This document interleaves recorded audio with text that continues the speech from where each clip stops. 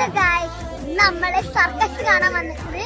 ഞാന് പപ്പ എമ്മി ആട്ടോ വന്നത്. ഇവിടെ വന്നപ്പോ തന്നെ നമ്മള് പരിപാടി തുടങ്ങിയിട്ടില്ല.